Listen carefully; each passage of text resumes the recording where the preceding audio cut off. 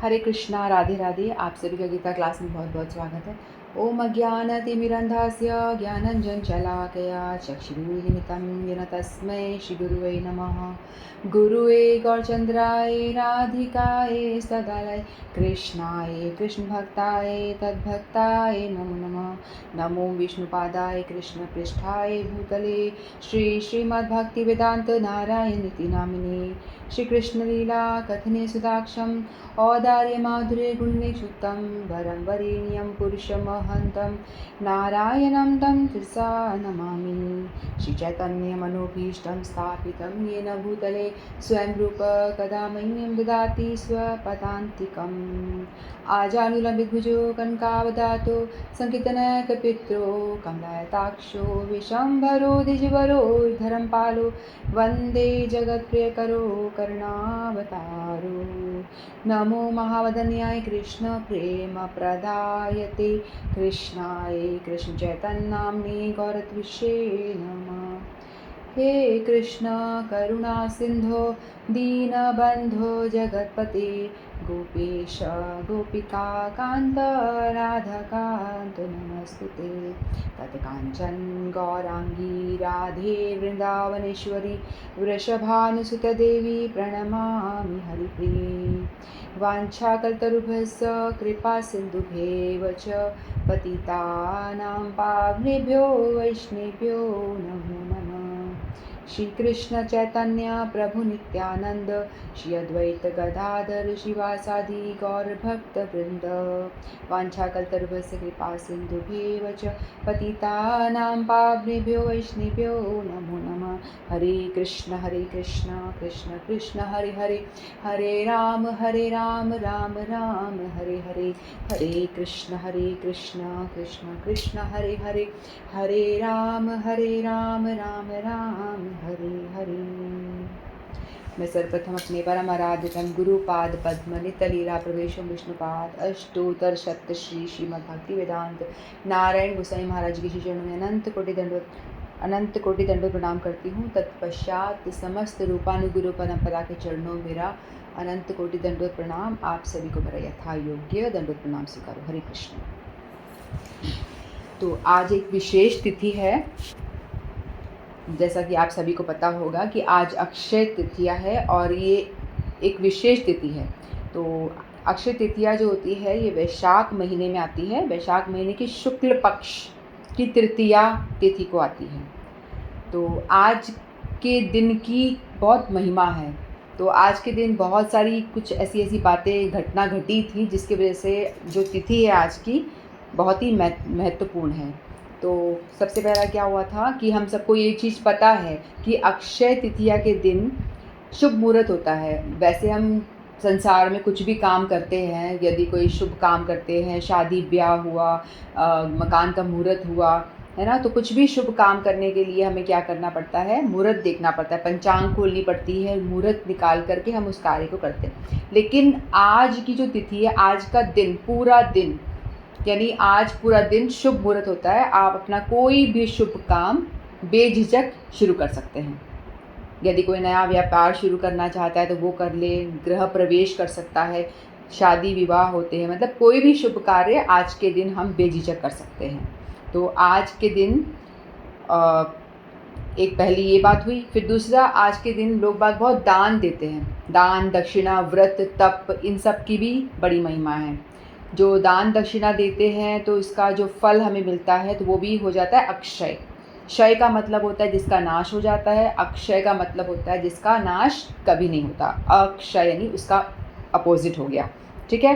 तो आज के दिन हम जो भी काम करते हैं वो हमेशा हमारा अक्षय हो जाता है, उसका फल हमें अनंत जन्मों तक मिलता है, इसी जन्म में नहीं, हमेशा मिलता है, ठीक है।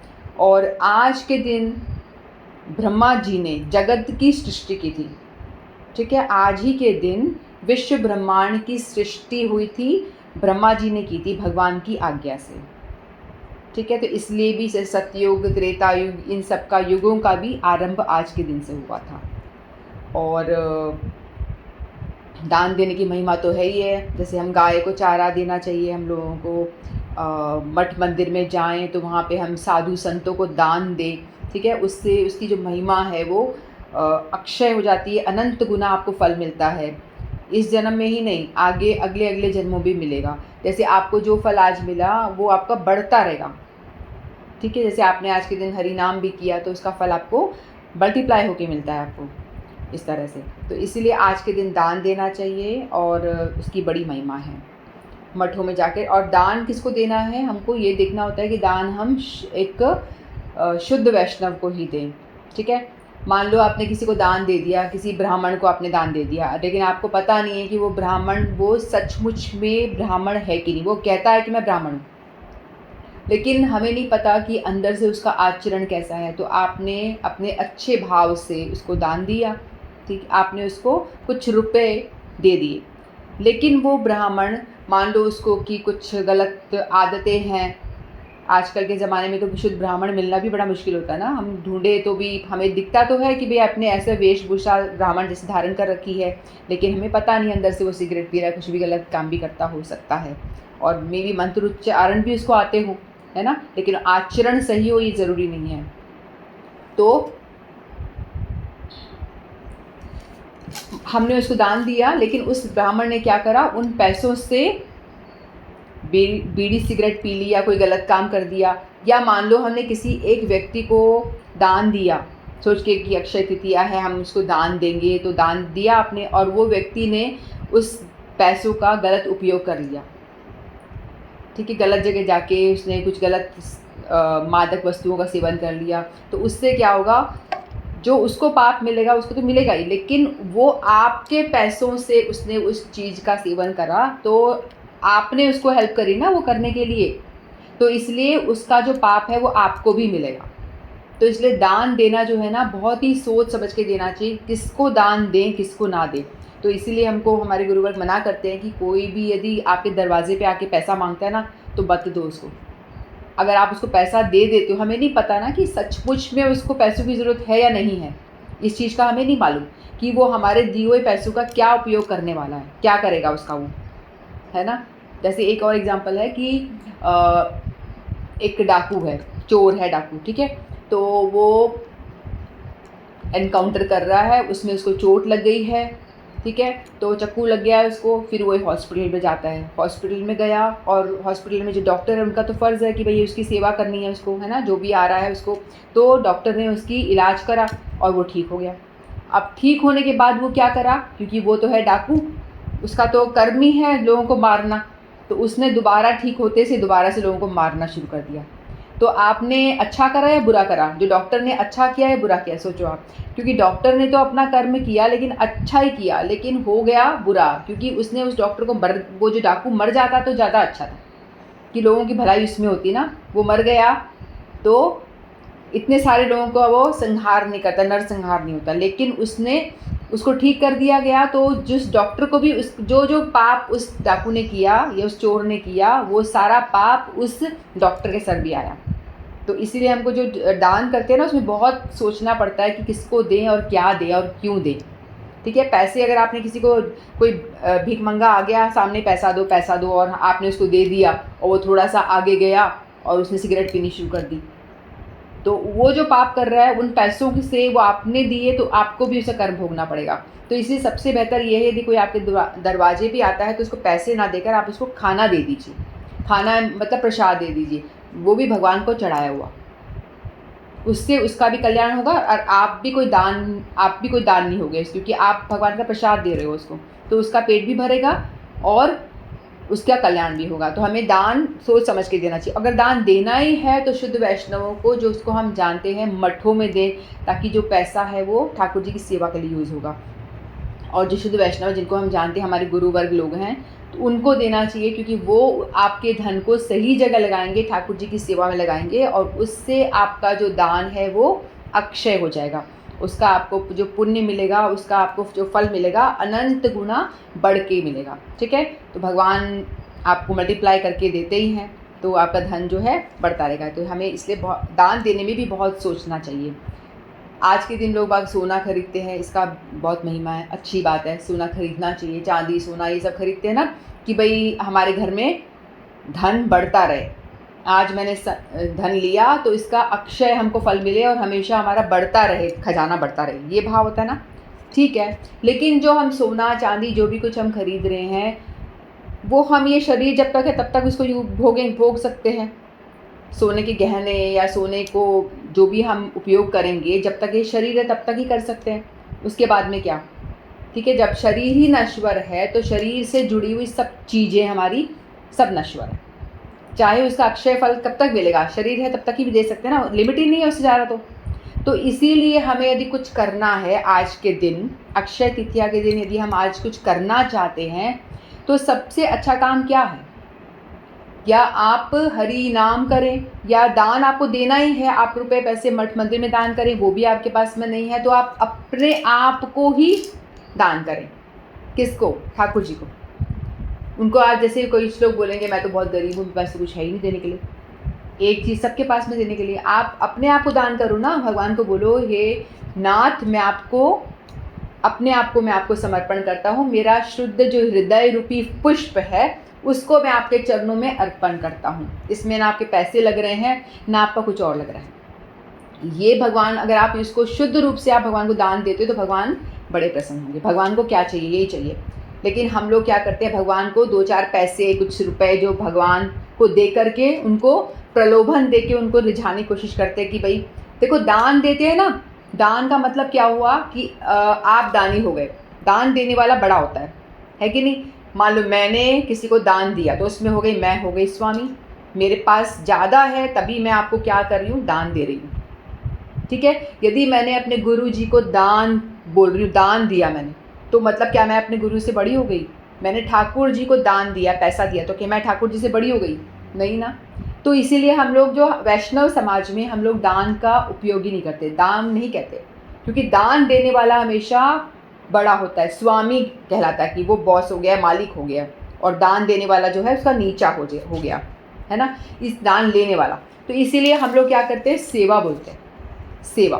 क्योंकि ठाकुर जी ने ही हमें, भगवान ने ही हमको जो कुछ हमारे पास में है, पैसा रुपया जो भी कुछ हमारे पास में जो पोजीशन है, तो वो सब भगवान का दिया हुआ ही तो है ना। सबके विश्व ब्रह्मांड के मालिक वही है, उन्होंने सृष्टि का निर्माण किया है। ब्रह्मा जी को बोला आज के दिन तो उन्होंने निर्माण किया, तो उन्होंने जो हमको दिया है उसी में से हम ले करके उनको अर्पण करते हैं, तो उसको हम बोलते सेवा। दान नहीं बोलते कभी भी, दान नहीं देते किसी को, सेवा यानी हम आपको सेवा दे रहे हैं, आपके चरणों में हम कुछ अर्पण कर रहे हैं, तो सेवा शब्द का उपयोग होता है, दान नहीं होता है।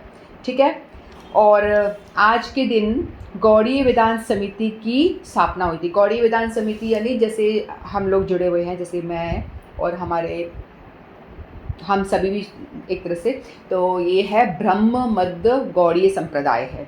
ठीक है, जो इसमें क्या होता है, आज के दिन जो हमारे परम गुरुदेव होते हैं ना, मतलब मेरे गुरु जी के भी जो गुरु हैं, यानी दादा गुरु कह सकते हैं उसको, या परम गुरुदेव कहते हैं, तो उन्होंने श्रील भक्ति वेदांत केशव गोस्वामी महाराज जी उनका नाम है, तो उन्होंने आज के दिन गौड़ीय समिति की स्थापना की थी।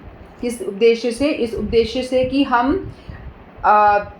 अक्षय, हमें क्या चाहिए, हमें किसी को दान देना है तो क्या है बेस्ट दान, कौन सा होगा? बेस्ट दान है कि आप किसी को हरि नाम दान दो। बेस्ट दान ये है कि कथा, भागवत कथा, श्रीमद् भगवद गीता, इनका दान करो। इससे अच्छा दान कुछ भी नहीं है।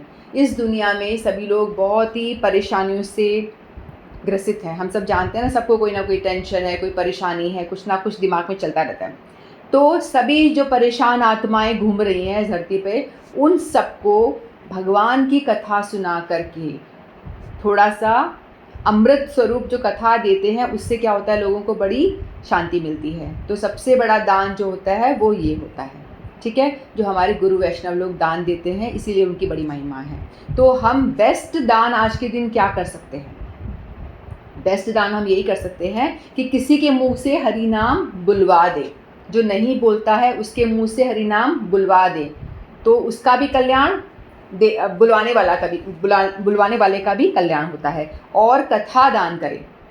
ठीक है, गोपी गीत में भी आता ना, तत्कथामृतं तत्त्वजीवनं भुवि गणन्ति ते भूरिदा जना। तो मतलब जो कथा का दान करता है उससे बड़ा दानी कोई नहीं है। जो भगवान की कथा का दान करता है उससे बड़ा दानी कोई नहीं है। गोपियाँ कह रही हैं, गोपियाँ आपस में गा रही हैं और भगवान की लीलाओं का वर्णन कर रही हैं। तो इसीलिए हम लोगों को, इसलिए मैं चाहती थी कि आज तो अक्षय तृतीया है, तो आज तो कथा होनी ही चाहिए। आज स्किप नहीं होना चाहिए। तो मेरा ऐसा भाव था, तो लेट हो गया, मुझे जाने में जाना था, तो इसलिए चलो भगवान की कृपा है तो हो पा रही है क्लास, बहुत अच्छी बात है। ठीक है, तो हम लोगों को हम सबको भी ये प्रयास करना चाहिए कि नाम दान करें, कथा दान करें। ठीक है, ये भगवान से जोड़े किसी को, ये सबसे अच्छी बात है। देखो चैतन्य महाप्रभु जो राधा कृष्ण का मिलित अवतार है, हमने कई दफ़ा सुनी है, तो उन्होंने क्या करा था इस धरती पे आके, उन्होंने भी नाम दान किया था। कौन सा नाम? हरे कृष्णा महामंत्र। ठीक है, उन्होंने ही धरती पे आके हरे कृष्णा महामंत्र को जपा था और हम सबको शिक्षा दी थी कि आप इस नाम को जपें, नाच नाची गाएं। ठीक है, और उन्होंने क्या करा था, जो भी उनके पास में आता था उनको प्रेम दान कर दिया था।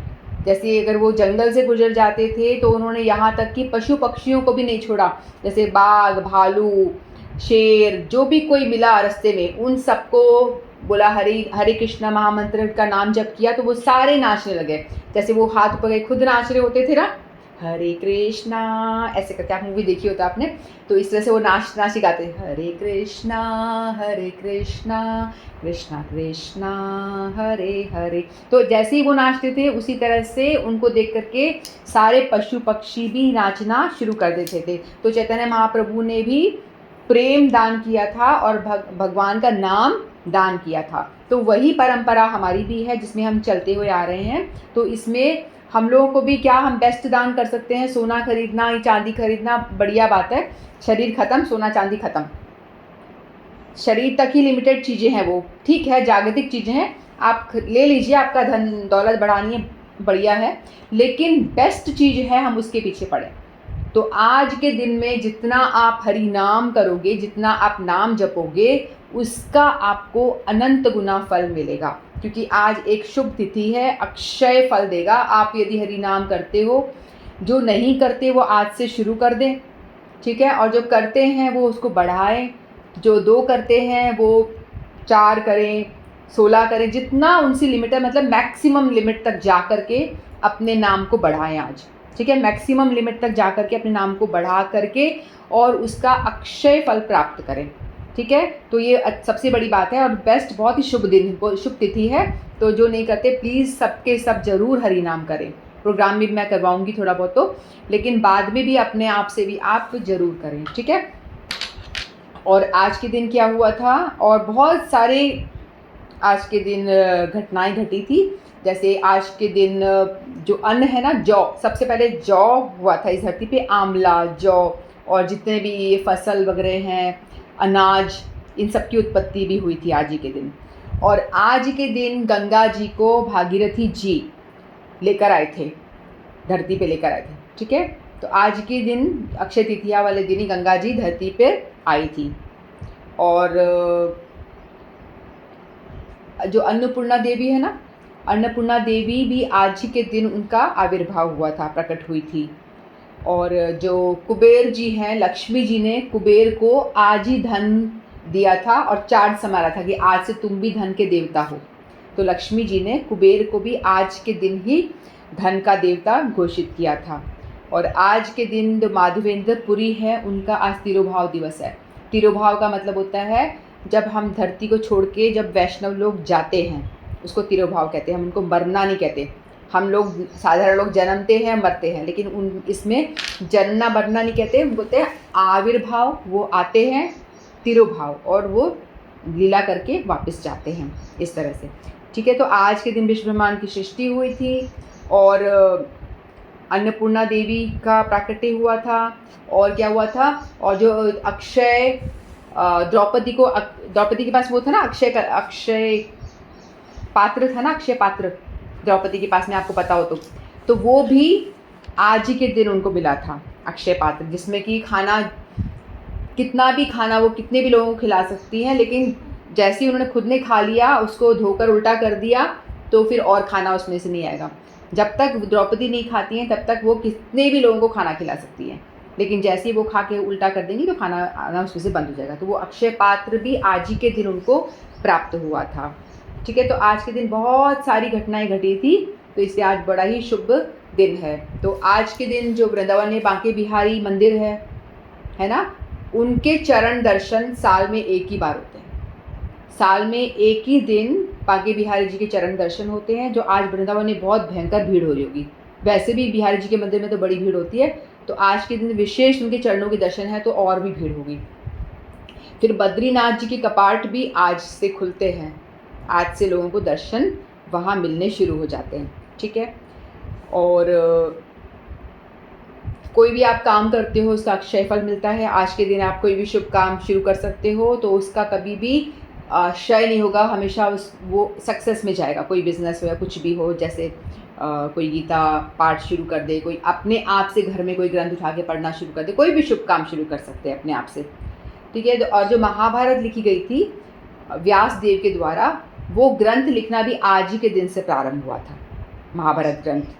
ठीक है, और जो जगन्नाथ जी हैं पुरी में, है ना, जगन्नाथपुरी में जगन्नाथ जी जो हैं, आज के दिन वो क्या करते हैं, उनको बड़ी गर्मी लगती है तो उनको चंदन सरोवर में लेके जाते हैं। उनका जो छोटा विग्रह है मदन मोहन नाम से है, तो छोटा जगन्नाथ जी तो बहुत बड़े हैं, विशाल है, उनको बाहर निकालना डिफ़िकल्ट है, तो छोटे जो क्या बोलते हैं उत्सव विग्रह होते हैं ना छोटे, उनको मदन मोहन कहते हैं, तो उनको लेकर जाया जाता है और उनको चंदन सरोवर में उनको विहार कराया जाता है, नौका विहार होता है और चंदन का लेप। और आज के दिन क्या होता है, सभी मंदिरों में ठाकुर जी को चंदन का लेप किया जाता है, क्योंकि आज से कहते हैं कि बहुत गर्मी बहुत अपने प्रचंड रूप में होती है, और आज से फिर वो 20-21 दिन तक वो कंटिन्यूस हर मंदिरों में ये होता है, भगवान को चंदन लगाया जाता है।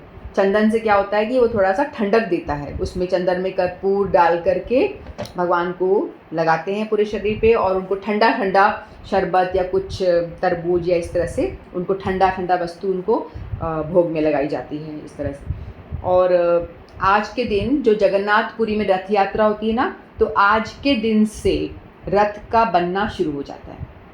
आज पहला दिन होता है जब से कि वो रथ बनाना स्टार्ट करते हैं, आज शुरू करेंगे, फिर 2 महीना वो रथ बनेगा, फिर बाद में जून में ये रथ यात्रा होती है, तब 2 महीने के अंदर रथ बन के तैयार हो जाता है। फिर जगन्नाथ जी रथ में सवार होकर के बाहर आते हैं अपने श्री मंदिर से। ठीक है,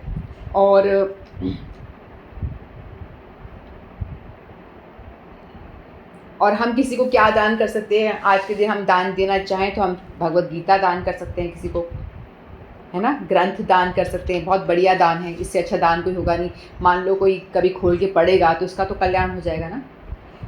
तो और आज के दिन हमारे जो गौड़ीय संप्रदाय के जो बहुत ही विशेष आचार्य हुए हैं, श्रीपाद माधवेंद्र पुरी, उनका तिरुभाव दिवस है। मैंने बताया है अभी, तिरुभाव यानी वो आज के दिन उन्होंने लीला समाप्त करके इस दुनिया को छोड़ करके वो अपने धाम लौट गए थे। तो माधवेंद्र पुरी जो है, उनकी मैं कथा सुनाती हूँ आपको। तो वो जो थे बहुत ही बचपन से बहुत ही वैरागी संत हो जाते थे, वो अपना घर छोड़ देते, बहुत छोटी अवस्था में ही अपना घर छोड़ देते हैं, और छोड़ करके वो अलग अलग धामों की यात्रा करते हैं। ठीक है, धाम यात्रा करते करते जब वो वृंदावन आते हैं, फिर वृंदावन में आते हैं, उसके बाद में वो गोवर्धन आते हैं।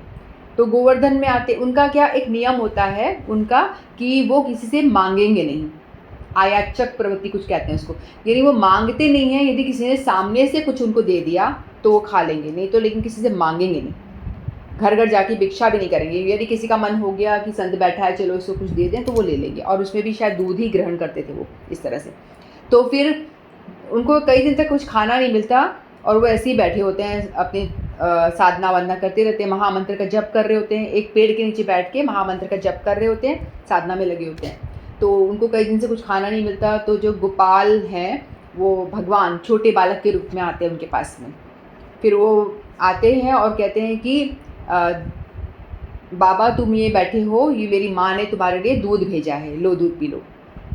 तो फिर उन्होंने दूध लिया, बोलते कि बाबा तू भिक्षा क्यों नहीं करता, यहाँ पे जो भी आते हैं सब भिक्षा करके खा लेते हैं, अपना पेट भर लेते, तू भिक्षा क्यों नहीं करता, भिक्षा करा कर।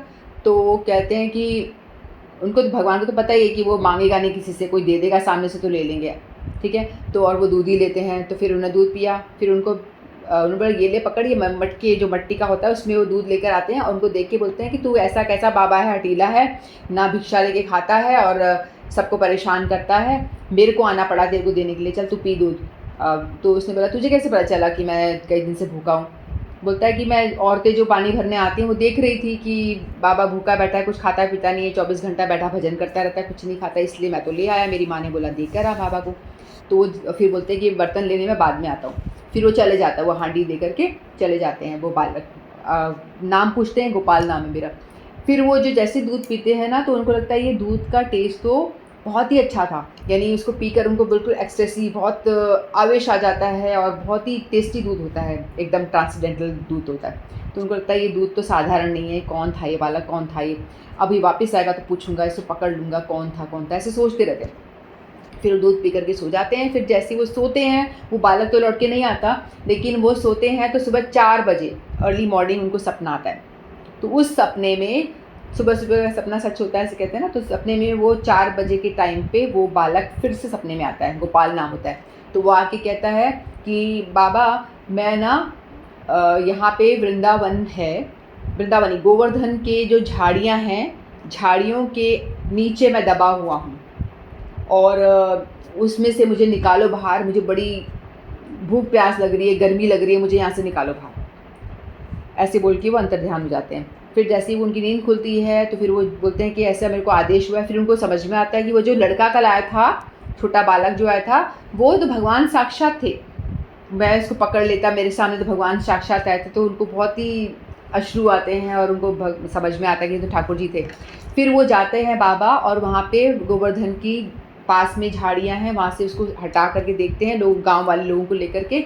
फिर जब हटा के देखते हैं तो वहाँ पे एक विग्रह मिलता है गड़ा हुआ ज़मीन के अंदर, जो कृष्ण के पोते होते हैं ब्रजनाभ जी, उन्होंने बनाया होता है विग्रह। ठीक है, कृष्ण के पोते ब्रजनाम उनका नाम होता है, उन्होंने ये विग्रह बनाया होता है। लेकिन जब मुगल अटैक करते थे ना उस टाइम पे, औरंगजेब वगैरह अटैक करते हैं, तो उस टाइम पे पुजारियों ने क्या करा था, विग्रह को छुपा दिया था, गड्ढा खोद के, कि वही वो लेके ना भाग जाए विग्रह को, तो गड्ढा खोद के अंदर छुपा दिया था और पंडित जी भाग गए थे, पुजारी भाग गए थे और विग्रह वहीं दबे पड़े थे। ऐसे गोविंद देव जी सभी को ऐसे छुपा दिया गया था। तो फिर उन्होंने सपना दिया, तो लगी मैं तेरा, सपने में उन्होंने ये भी कहा था कि मैं तेरा कब से वेट कर रहा हूँ, माधवेंद्र पुरी नाम है ये जो बाबा है, कि आपका मैं कब से वेट कर रहा हूँ, आप आओ और मुझे निकालो, और आप इतनी लेट आए हो, अब मुझे निकालो। तो वहाँ से निकालते हैं, फिर उस विग्रह को साफ वाफ करके, फिर बोला, उन्होंने ऐसा भी कहा था कि इस पहाड़ी पे, गोवर्धन की पहाड़ी पे मेरी स्थापना कर दीजिए, श्रीनाथ जी के रूप में वो मंदिर वहाँ पे है गोवर्धन पे, गोविंद कुंड के पास में। फिर गोविंद कुंड से जल लाया जाता है बहुत सारा, राधा कुंड से जल लाया जाता है, मानसी गंगा से खूब सारे घड़े भर भर के जल आता है और ठाकुर जी का अभिषेक होता है, उनको भोग चढ़ाया, जैसे गोवर्धन में भोग चढ़ाते हैं ना उसी तरह से भोग चढ़ाया जाता है। फिर उनकी स्थापना गोवर्धन के टीले पे करते हैं। शायद वो श्रीनाथ जी नौद्वारा में भी हैं अभी वो जो विग्रह हैं, तो उनकी अभिषेक होता है। फिर बाद में एक बार और उनको सपना आता है, तो फिर सपने में वो कहते हैं कि अब मेरे को ना बहुत गर्मी लग रही है। सपने में आके वो गोपाल दोबारा के बोलते हैं कि मुझे ना इतने दिन से मैं ज़मीन में गड़ा हुआ था, दबा हुआ था, तो मुझे बड़ी गर्मी लग रही है, तो मेरे को एक काम कर, तो उड़ीसा जा, वहाँ से मलय नाम का चंदन होता है, मलय, तो वो बड़ा सॉफ्ट सा चंदन होता है, तो वो चंदन ले करके आ और मेरे को लेप लगा, तो उससे मेरे को ठंडक मिलेगी, मुझे बहुत गर्मी लग रही है। तो वो फिर उठते हैं, जैसे ही उनको आज्ञा मिलती है तो वो निकल पड़ते हैं और वृंदावन यानी गोवर्धन से उड़ीसा यानी इस कोने से उस कोने तक, वहाँ आपको जाने में महीनों लग जाएंगे पैदल। उस टाइम तो कोई फ्लाइट ट्रेन कुछ था नहीं, यानी 14वीं सदी की बात है, तो उस टाइम पे कुछ था नहीं। तो वो जो बाबा थे श्रीपाद माधवेंद्र पुरी, वो पैदल ही चल पड़ते हैं, पैदल चलना शुरू, भाई ठाकुर जी की आज्ञा हुई है तो पैदल चलना शुरू करते हैं। वो पता नहीं कई महीनों में जाके पहुँचते हैं वहाँ पे। फिर वहाँ से वो मलाई चंदन लेते हैं। फिर बाद में उसमें बीच में एक और कथा होती है। फिर वो जब जाते हैं वहाँ पे, खीर चोरा गोपीनाथ है, खीर चोरा गोपीनाथ नाम है उनका, और उन्होंने क्या, उनके बारे में उन्होंने सुना था, तो उन्होंने कहा कि यहाँ पर खीर का भोग लगता है, तो उन्होंने सुना कि कैसी खीर होती होगी, एक बार मैं टेस्ट करके देखूँ, तो मैं भी जाकर के अपने गोपाल के लिए ऐसी खीर बनाऊँगा, ऐसा मन में भाव आया। फिर थोड़ी देर में देखा कि पंडित जी लोग जो है खीर लेके जा रहे हैं उनको भोग अर्पण करने के लिए, फिर उन्होंने सोचा, उनके मन में बड़ी ग्लानि हुई कि भगवान को भोग लगा नहीं, और मेरे मन में भाव आ गया कि मैं इसे खा लूँ पहले ही। तो अपने आप को कोसने लगे कि मेरे मन में इतना बुरा ख्याल कैसे आ गया कि मैं इसे खा के चख लूँ। हालांकि चखने का भाव भी इसलिए आया था कि मैं अपने भगवान के लिए, गोपाल के लिए बनाऊँ, ऐसा भोग उनको भी अर्पण करूँ, ये भाव से। तो लेकिन मन में आया खाने का, तो बोला कि मेरे मन में कैसे भाव आ गया पहले खाने का, ठाकुर जी को भोग लगानी है। बड़ी ग्लानि हुई और फिर वो रोते रोते सो गए। फिर उतने में क्या हुआ, जो पुजारी था ना, खीरचोरा गोपीनाथ का पुजारी है, उनको सपने में गोपीनाथ जी आए। उन्होंने बोला कि देखो, एक बाबा यहाँ पे माधवेंद्रपुरी नाम से एक संत आया हुए हैं, यहाँ रुके हुए हैं, उनके लिए खीर मैंने रखी है, आप उसको दे करके आओ। तो वो बोलते हैं कि खीर तो हमने सबने खा ली थी, जो प्रसाद था हम लोगों ने आपस में बांट के खा लिया था, खीर तो बची ही नहीं है। तो जो गोपीनाथ जी कहते हैं कि तुम जाओ और मेरा जो धोती है ना, उसको हटा के देखना, मैंने एक हांडी छुपा के रखी है। मैंने उस संत के लिए, माधवेंद्रपुरी के लिए, एक हांडी खीर मैंने छुपा के रखी हुई है, आप वो ले जा करके उसको देकर आओ। तो पुजारी को रात में उठाया, पुजारी बोलता है अभी की अभी उठ, अभी की अभी जा। तो पुजारी बेचारा रात को उठा, नहा धो करके श्रृंगार और तिलक विलक लगा के आता है और मंदिर को खोलता है, ठाकुर जी को घंटी जाके उठाता है। फिर जाके देखता है धोती के नीचे सचमुच में वहाँ एक हांडी में खीर पड़ी होती है। तो उसके आश्चर्य के ठिकाने नहीं रहते। तो फिर वो जाता है लेकर के, फिर वो नेक्स्ट डे जाके चिल्ला के बोलता है माधवेंद्रपुरी कौन है, माधवेंद्रपुरी कौन है।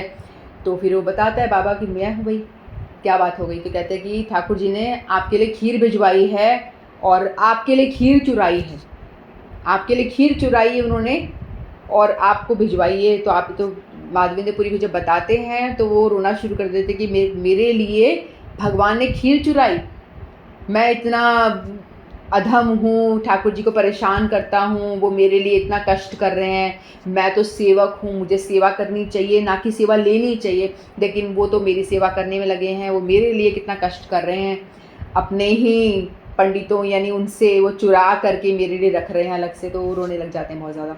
फिर वो देते हैं उनको, फिर वो ले करके उसको प्रसाद, वो खीर को पाते हैं, और जो उसका जो मिट्टी का डोना होता है ना जिसमें खीर आती है, तो उसको भी वो फेंकते नहीं है, कहते हैं कि इसमें मेरे ठाकुर ने हाथ लगाए हैं। तो उसको भी वो धीरे धीरे रोज़ तोड़ तोड़ के थोड़ा थोड़ा करके वो मिट्टी वाला वो भी खा जाता है कि वे भगवान की प्रसादी है, ये सोच के माधवेंद्रपुरी। फिर वो कहते हैं कि अगर मैं यहाँ पे लोगों को पता चल गया तो लोग मेरे साधारण जगत के लोग होते हैं, उनको प्रसिद्धि चाहिए होती है ना, कि लोग मुझे जाने, मैं कितना बड़ा संत हूँ, कितना बड़ा, लोगों को ऐसा होता है ना मैं कितना कथाकार हूँ, ऐसे प्रतिष्ठा के पीछे भागते हैं। लेकिन जो साधु संत होते हैं ना वो दूर भागते हैं, उनको ये प्रतिष्ठा अच्छी नहीं लगती। तो उनको बोलते कि आज तो लोग बाग सब बोलेंगे भगवान ने इसके लिए खीर चुराई थी, मैं तो फेमस हो गया, तो मुझे यहाँ से भाग जाना चाहिए, नहीं तो लोग मेरे पीछे पड़ जाएंगे सारे। तो वो यहाँ से जगन्नाथपुरी भागते हैं। ये रेमुना थी, ये जो जगह है खीरचोरा गोपीनाथ का मंदिर, ये रेमुना में है, उड़ीसा में। रेमुना नाम की जगह है, वहाँ पे ये मंदिर है, आज भी है। और वहाँ रोज़ खीरचोरा गोपीनाथ नाम से ही वो फेमस है, गोपीनाथ जी। और वहाँ पे रोज़ खीर का भोग लगाया जाता है, उसको अमृत के लिए कुछ कहते हैं। तो वहाँ रोज़ भोग लगता है खीर का।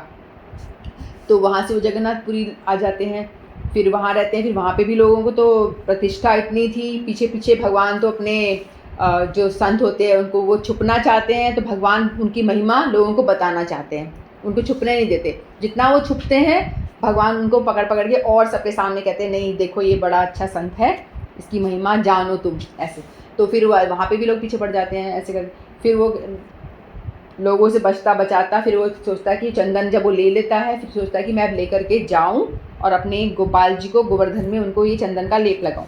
तो उतने में फिर सपना आता है उनको, और गोपाल जो थे वो दोबारा सपने में आके बोलते हैं कि आपको जाने की ज़रूरत नहीं है, सभी जगह मेरे रूप एक ही हैं। तो यहाँ पे जो खीरचोरा गोपीनाथ है, ये चंदन का लेप आप उन्हें लगा दो तो मुझे भी मिल जाएगा।